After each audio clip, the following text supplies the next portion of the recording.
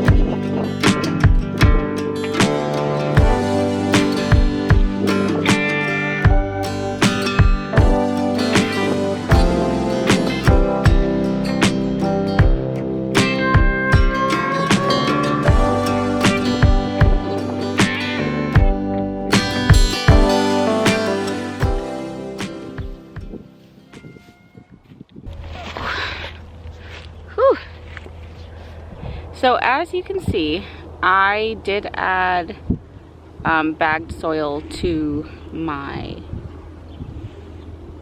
in-ground garden bed. That is because I live on a beach, and essentially my soil, which we'll just call dirt because it's not soil, it has almost no life in it, is just sand. I am trying to amend it. I am trying to start a no-dig in-ground garden bed just to see if it works. But for this first year, I do have to till in organic matter and good soil because I have nothing to start with. You guys can see this is my natural dirt. I mean, ignore this. That's probably from that. But essentially, and actually, I'll just show you down here. Deep down beyond what I've mixed in, once you get, look at that. Oh, that's ridiculous. See?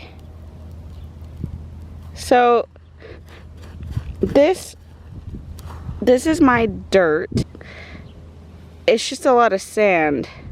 So I realized that I could grow in this technically with large amounts of water and just added fertilizers to supplement the plants. But I want to make this property better, and I want to make the soil better and the earth better. So I want to create a no-dig bed. It's going to take a lot of time. It's going to take a lot of work.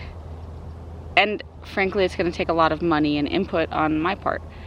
So for this first year, I am amending the bare earth with added bags of compost, of manure, of garden soil, and then I'm layering wood chips, straw mulch, and then I'm going to let these beds break down over time and just keep adding without tilling it up anymore. But for now, that's what I'm working with. So I have to amend a lot. I'm also going to be mounding up this soil like I did with the potatoes. Just kind of in a general hill, not really in rows to plant the amaranth and quinoa. Actually, I might do rows. Rows sound good.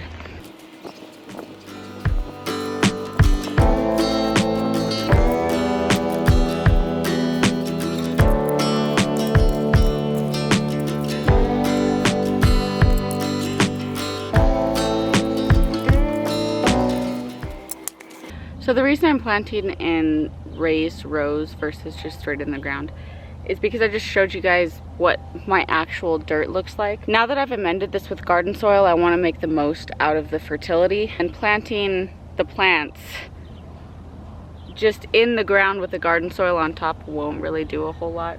So to make the most of it, you actually raise the dirt up, the good dirt, and plant into these rows so that as these roots from the plants start to spread out, they have good soil to latch onto. Once the plants are larger and a bit more established, and their roots reach out to the really poor soil underneath, they will be established enough to be able to survive in poor soil with, you know, added fertilizers mid-season. But at this beginning stage when they're young, you really want them to get the most out of it. I don't think these 2 rows are gonna be enough for the amount of plants I have.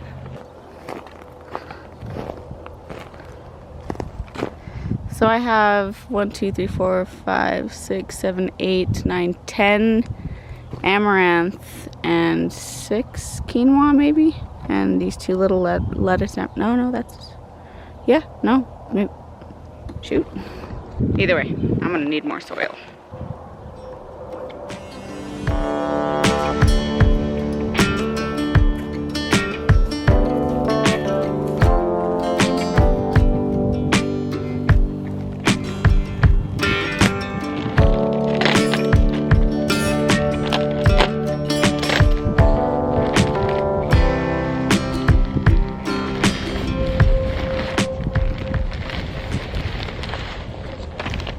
So the soil that I use is this Kellogg's Organic. They have a garden soil, a raised bed garden soil, a potting soil. I find them at Home Depot. I can't find them at Lowe's, only Home Depot where I live. But they're okay. It's cheap. It's like less than $10 a bag. They aren't the most fertile type of soil, but they are inexpensive and they work at a pinch. They just might require some amendment, either from your own homemade organic compost or an organic fertilizer or something.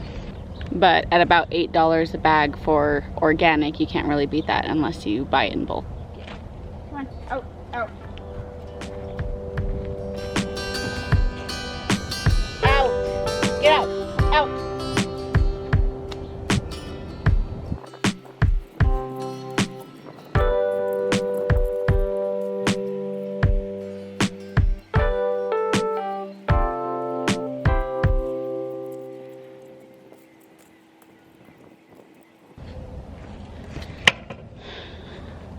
So once my natural soil and the bagged potting soil that I got is all mixed in together, then I'll make my rows and plant into those. I don't have any compost right now. I used it all for the raised garden beds, and I'm making more for this fall. But if you had compost, you could also mix that in or top dress it. But for myself, I'm just going to be using organic dry, like powder fertilizer.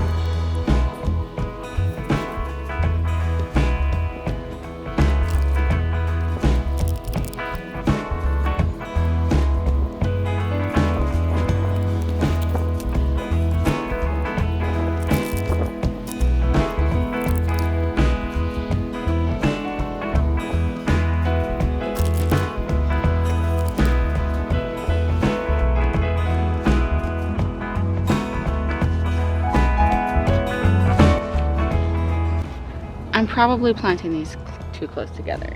They're absolutely too close. Too close. You're too close, man. Hold on, I'm trying to make a video. They're probably like 8 inches apart. It's okay, I'm not too worried about it. I'm honestly more worried about them just dying in the heat. So if they live and produce anything, even close together, that's a miracle. I would be so happy. I also am planting very haphazardly. I mean, I have some random rows here, some random rows there. I'm probably gonna make a row right here because I have too many plants to fit. It doesn't have to be perfect. All right, folks, it's getting super dark and my battery is about to die. There's a bit more I want to say on the subject of soil, so I will pick back up with you guys later.